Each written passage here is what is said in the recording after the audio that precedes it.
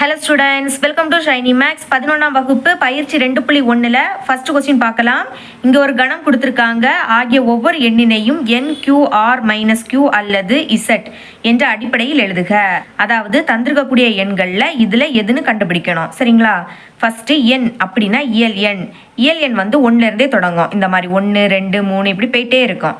அடுத்த Q அப்படின்னா பின்னம், அதாவது விகிதமுறு எண். சரிங்களா? P/Q இந்த ஃபார்மெட்டில் இருக்கணும். மேலேயும் கீழே எண் இருக்கணும். அதுக்கு பிறகு R-Q இது வந்து விகிதமுறா எண், அதாவது ரூட்டில் வாரது எல்லாமே வரும். சரிங்களா? அப்புறம் இசட்னா முழுக்கள். முழுக்கள்னா நம்ம எண்கோட்டில் எழுதுகிற -∞ இருந்து +∞. இதுக்கு இடையில வரக்கூடிய எல்லாமே வரும். ஓகே, இப்போ சால்வ் பண்ணலாம். முதல் ரூட் 7 இருக்குது. ரூட்டில் வந்து அது என்னது? R-Q. அப்போ எடுத்து எழுதிருங்க R-Q.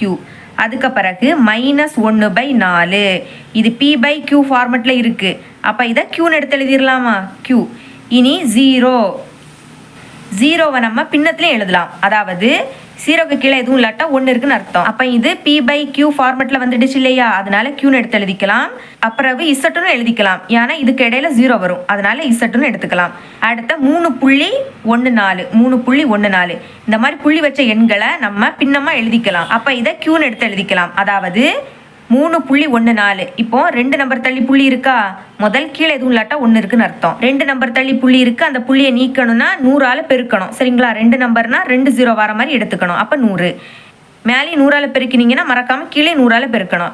இப்போ 100ஆல் பெருக்கும்போது இந்த புள்ளி வெளியே போயிடும். அப்போ புள்ளி இல்லாமல் 3, 1, 4. இனி 1 100 பெருக்குனா 100. பார்த்தீங்களா? P/Q ஃபார்மெட்டில் எழுதிட்டோம். அதனால Qன்னு எடுத்து எழுதிக்கணும். இனி 4 வந்து இயல் எண்ணில் வரும். சரிங்களா? 1லேருந்தே தொடங்கும். இதில் 4 வரும். அப்போ என்னன்னு எடுத்து எழுதிக்கலாம். இனிமே கீழே 1 இருக்குன்னு அர்த்தம். சரிங்களா? அதாவது P/Q ஃபார்மெட்டில் எழுதலாம். அப்போ Qன்னு எடுத்து எழுதிருங்க. இனி முழுக்கள் இசட்லேயும் வரும். இதுக்கு இடையில 4 வரும். சரிங்களா? அதனால இசட்டுன்னு எடுத்து எழுதிருங்க. இனி கடைசியாக 22/7 இது P/Q ஃபார்மெட்டில் இருக்குது. அப்போ Qன்னு எடுத்து எழுதிக்கலாம். சரிங்களா? ஓகே, இவ்வளோ தான் இந்த சம். 2வது கொஸ்டின் பார்க்கலாம். √3 ஒரு விகிதமுறா எண் என காட்டுக. √3 வந்து விகிதமுறா எண்ணுன்னு நம்ம நிரூபிக்கணும். சரிங்களா? குறிப்பில் என்ன கொடுத்துருக்காங்கன்னா, புக்கில் வந்து √3க்கு பதில் √2வை சால்வ் பண்ணியிருக்காங்க. அதே மெத்தடில் தான் நம்ம சால்வ் பண்ணணும். ஓகேங்களா? இப்போ நம்மளுக்கு √3 வந்து விகிதமுறா எண்ணுன்னு நிரூபிக்கணும். அதுக்கு முன்னாடி இதை நான் விகிதமுறு எண்ணுன்னு எடுத்துக்கிட்டு விகிதமுறா எண்ணுன்னு நிரூபிக்க போகிறேன். அப்போ எழுதிக்கலாம். √3 என்பது விகிதமுறு எண் என்க. இப்படி எழுதிருங்க. விகிதமுறு எண்ணுன்னா என்னது? பின்னத்தில் இருக்கும். m/n இந்த ஃபார்மெட்டில் இருக்கும். √3. இது விகிதமுறு எண்ணாக இருந்துன்னா இதோட பொது வகுத்தி 1 மட்டும்தான் இருக்கும். m மற்றும் என்னோட பொது வகுத்தி 1 மட்டும்தான் இருக்கும். சரிங்களா? அதையும் எடுத்து எழுதிக்கலாம். m மற்றும் n மிகப்பெரிய பொது வகுத்தி 1 ஆகும். 1 தள்ளி வேற ஏதாவது பொது வகுத்தியாக இருந்துன்னா இது விகிதமுறு எண் அல்ல, விகிதமுறா எண்ணு நிரூபிச்சிடலாம். ஓகே, இப்போ சால்வ் பண்ணலாம். எம்மை மட்டும் இங்கே வச்சுக்கலாம். இங்கே வகுத்தில் இருக்கக்கூடிய எண் அங்கே போச்சுன்னா பெருக்கலாம் மாறும். அப்போ √3 எழுதிக்கிட்டு × n இப்படி எழுதிருங்க. இனி இந்த ரூட்டை நான் கேன்சல் பண்ணணும். அதுக்கு என்ன பண்ணலாம்? வர்க்கப்படுத்தணும். அப்போ வர்க்கப்படுத்தினா 2 பக்கமும் வர்க்கப்படுத்தணும். எழுதிக்கலாம். இருபுறமும் வர்க்கப்படுத்துக. ஓகே, வர்க்கப்படுத்தலாமா? எம்மை வர்க்கப்படுத்தினா m². அடுத்த √3னா √3 ஹோல்². என்னன்னா n². இப்படி எழுதிருங்க. m² அப்படியே வந்துடும். இனி பாருங்க, இந்த √2 ஸ்கொயரும் கேன்சல் ஆகிடும். அப்போ பாக்கி என்னது இருக்கும்? 3 மட்டும் இருக்கும். இந்த சைடு n². இதை இப்போ சமன்பாடு 1 அப்படின்னு எடுத்துக்கலாம். இங்கே பார்த்தீங்கன்னா 3 பெருக்கல்ல இருக்கு. அதாவது மடங்கு 3 வந்து மடங்கா இருக்கு. m² ஆனது 3ன் மடங்கு ஆகும். அப்படி இங்கே இருக்கிறதுனால நம்ம எழுதிக்கலாம். இங்கு m² ஆனது 3ன் மடங்கு ஆகும். m² 3ஓட மடங்காக இருக்கும்போது எம்மும் 3ஓட மடங்காக தான் இருக்கும். சரிங்களா? அதை எடுத்து எழுதிக்கலாம். எனவே m ஆனது 3ன் மடங்கு ஆகும். அப்போ இதை எப்படி எடுத்து எழுதிக்கலாம்? m = 3ன் மடங்கு. அப்போ 3 எழுதிக்கிட்டு கேன்னு எழுதிருங்க. இப்போ கேக்கு பதில் நீங்கள் என்ன பிரதியிட்டாலும் அது 3ஆம் வாய்ப்பாடு கேன்சல் ஆகும். பாருங்க, 1ன்னு பிரதியிட்டா 1 3. அடுத்த 3ஆம் வாய்ப்பாடு 3ஆல் கேன்சல் ஆகும் தானே. அடுத்த 2ன்னு பிரதியிட்டா 2 6. அதுவும் 3ஆல் கேன்சல் ஆகும். சரிங்களா? அப்போ எம்மோட வகுத்தி 3ஆ இருக்கும். அதை எடுத்து எழுதிக்கலாம். எம்மின் வகுத்தி 3 ஆகும். இப்படி எழுதிருங்க. இப்போ இதை நான் வந்து சமன்பாடு 2ன்னு எடுத்து எழுதிக்கிறேன். இனி சமன்பாடு 2 சமன்பாடு 1 பிரதியிட போகிறோம். அதையும் எடுத்து எழுதிக்கலாம். சமன்பாடு 2 சமன்பாடு 1 பிரதியிட. ஓகே, சமன்பாடு 1 அப்படியே எடுத்து எழுதிக்கலாம். ஃபஸ்ட்டு சமன்பாடு 1 எழுதிருங்க. m² = 3 × n². எம்முக்கு பதில் என்ன பிரதியிடணும்? 3k எழுதிக்கலாம். எம்முக்கு பதில் 3k, ஸ்கொயர் இருக்கிறதுனால ஹோல் ஸ்கொயர். அந்த சைடு 3 × n² அப்படியே வந்துடும். இப்போ 3 ஸ்கொயரோட மதிப்பு என்னது? 9. k² k² தான். அடுத்த 3 இங்கே பெருக்கல்ல இருக்குது, இங்கே வந்து வகுத்தில் மாறுமா? இனி அங்கே n² மட்டும் இருக்கும். இப்போ கேன்சல் பண்ணுங்கள். 3 3 3 9. அப்போ இதை மாற்றி எடுத்து எழுதிக்கலாம். n² = 3 × k². இங்கே பாக்கி 3 × k² மட்டும் இருக்குது. இதை பார்த்தீங்கன்னா சமன்பாடு 1 மாதிரி இருக்குது பார்த்தீங்களா? இங்கே m² பதில் இங்கே n² இருக்குது. அப்போ இதே 2 லைன் எழுதிக்க போகிறோம். m² பதில் n² எழுதிக்கணும். அதே மாதிரி mக்கு பதில் nன்னு எழுதிக்கணும். எழுதியிருக்கேன் பாருங்க. இங்கு n² ஆனது 3 மடங்கு ஆகும். எனவே n ஆனது 3 மடங்கு ஆகும். மடங்கா இருக்கிறதுனால இதே எடுத்து எழுதிக்கணும். m வகுத்தி 3 ஆகும். mக்கு பதில் nன்னு எடுத்து எழுதிக்கலாம். எழுதிக்கிறேன் பாருங்க. n வகுத்தி 3 ஆகும். ஓகே, எழுதிட்டோம். நான் ஃபஸ்ட்டே சொன்னேன் m மற்றும் n வகுத்தி 1 மட்டும்தான் இருக்கணும்னு. ஆனால் இங்கே 3 வகுத்தியாக இருக்குது பார்த்தீங்களா? அப்போ இது விகிதமுறா எண். அதான் எழுதியிருக்கேன். m மற்றும் n பொது வகுத்தி 3 ஆக இருப்பதால் √3 என்பது விகிதமுறு எண் அல்ல. நான் ஃபஸ்ட்டே உங்கள்கிட்ட சொன்னேன் mக்கும் nக்கும் பொது வகுத்தி 1 மட்டும்தான் இருக்கணும். 1 மட்டும் இருந்ததுன்னா அது விகிதமுறு எண். ஆனால் இங்கே 3 பொது வகுத்தியாக இருக்குது. அப்போ இது விகிதமுறு எண் அல்ல. சரிங்களா? விகிதமுறு எண் அல்லாட்டா இது விகிதமுறா எண். ஆகவே √3 என்பது விகிதமுறா எண் ஆகும்னு எழுதிருங்க. கொஸ்டின்லையும் √3 விகிதமுறா எண்ணு தான் நிரூபிக்க கேட்டிருந்தாங்க. அதே மாதிரி நம்ம நிரூபிச்சிட்டோம். சரிங்களா?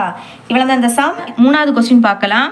தனித்த அல்லது நன்கு வரையறுக்கப்பட்ட 2 விகிதமுறா எண்கள் உள்ளனவா எனில் அவ்விரு விகிதமுறா எண்களின் வித்தியாசம் ஒரு விகிதமுறு எண்ணாக இருக்க முடியுமா? நியாயப்படுத்துக.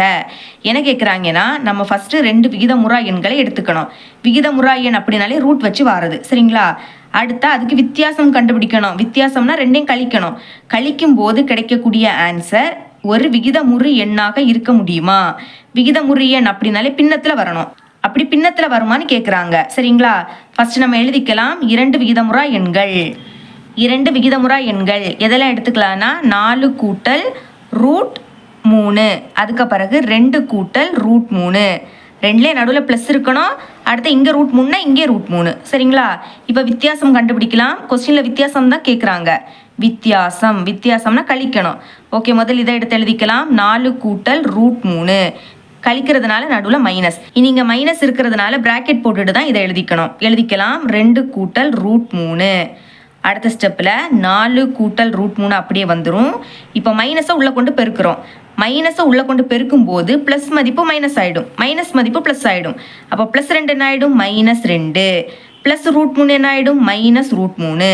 இப்போ கேன்சல் பண்ணுங்கள். +√3 -√3 கேன்சல் ஆகிடும். அப்போ பாக்கி என்னது இருக்குது? 4. இங்கே -2. 4ல் இருந்து 2 கழிச்சா என்ன கிடைக்கும்? 2. 2 என்பது விகிதமுறு எண். ஏன்னா பைக்கு கீழே எதுவும் இல்லாட்டா 1 இருக்குன்னு தானே அர்த்தம். அப்போ இது பின்னமாக மாறிடுச்சு பார்த்தீங்களா? அப்போ ஃபைனலாக எடுத்து எழுதிக்கலாம். ஆம். கொஸ்டின்லேருந்து எடுத்து எழுதிக்கலாம். பாருங்கள். தனித்த அல்லது நன்கு வரையறுக்கப்பட்ட 2 விகிதமுறா எண்கள். இங்கே வந்து எண்களுக்கு பதில் எண்களின் அப்படின்னு எழுதிக்கிட்டு அடுத்து இங்கேருந்து எழுதணும். பாருங்கள். எண்களின் வித்தியாசம் ஒரு விகிதமுறு எண்ணாக இருக்க முடியும் இப்படின்னு எழுதிக்கணும். எழுதியிருக்கேன் பாருங்க. ஆம், தனித்த அல்லது நன்கு வரையறுக்கப்பட்ட 2 விகிதமுறா எண்களின் வித்தியாசம் ஒரு விகிதமுறு எண்ணாக இருக்க முடியும். இப்படி எடுத்து எழுதிருங்க. இவ்வளவுதான் இந்த சம். 4வது கொஸ்டின் பார்க்கலாம். இரு விகிதமுறா எண்களின் கூடுதல் விகிதமுறு எண்ணாக அமையுமாறு விகிதமுறா எண்களை காண்க. இரு விகிதமுறா எண்களின் பெருக்கல் விகிதமுறு எண்ணாக அமையுமாறு 2 விகிதமுறா எண்களை காண முடியுமா? இப்போ நம்ம 2 விகிதமுறா எண்களை கண்டுபிடிக்கணும். விகிதமுறா எண் அப்படின்னா ரூட் வச்சு வாரது. சரிங்களா? அதை கூட்டும் போதும் பெருக்கும் போதும் நம்மளுக்கு விகிதமுறு எண் கிடைக்கணும். விகிதமுறு எண்ணுனா பின்னத்தில் கிடைக்கணும். அப்போ அந்த 2 விகிதமுறா எண் எதுன்னு கேட்குறாங்க. இங்கே அந்த 2 விகிதமுறா எண்களை நம்மளா தான் எடுத்துக்க போகிறோம். எழுதிக்கலாம். 2 விகிதமுறா எண்கள் எதெல்லாம்னா 2 கூட்டல் √3. அடுத்த 2 மைனஸ் ரூட் 3.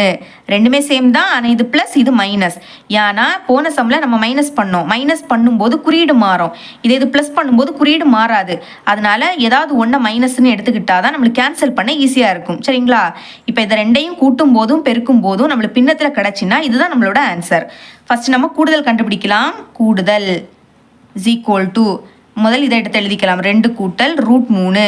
கூடுதல் அப்படின்னா கூட்டணும், அப்போ நடுவில் கூட்டல்னு வரும். இனி இதை எடுத்து எழுதிக்கலாம். போன சம்மில் மைனஸ் பண்ணோம், அப்போ ப்ராக்கெட்டில் எழுதியிருந்தோம். இங்கே +4 நீங்கள் அப்படியே எடுத்து எழுதிருங்க. 2 மைனஸ் ரூட் 3.